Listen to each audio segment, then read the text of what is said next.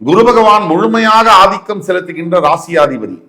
குரு பகவானுடைய ஆதிக்கத்தினால நல்ல எண்ணங்கள், தெய்வ பக்தி, நேர்மை, நியாயம், இதெல்லாம் தனுசு ராசி அன்பர்கள் உடன் பிறந்தது. எந்த சூழ்நிலையிலும் நேர்மையாக இருக்க வேண்டும் அப்படின்னு நினைக்கிறது தான் நீங்க. எவ்வளவு எனக்கு பிரச்சனை வந்தாலும் நான் சட்ட வழியில தான் நான் போவேன் அப்படின்னு நினைக்கிறது தனுசு. குடும்பம், அதுல இருக்கக்கூடிய பொறுப்புகள், அதற்காக நீங்க செய்யக்கூடிய சாக்ரிஃபைஸ்,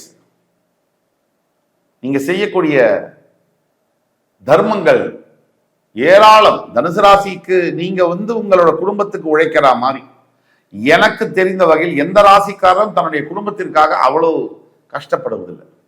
கடந்த 3 வருஷமா நீங்க பட்ட கஷ்டத்துக்கு ஃபுல் ஸ்டாப் அப்படிங்கிறது இல்லை.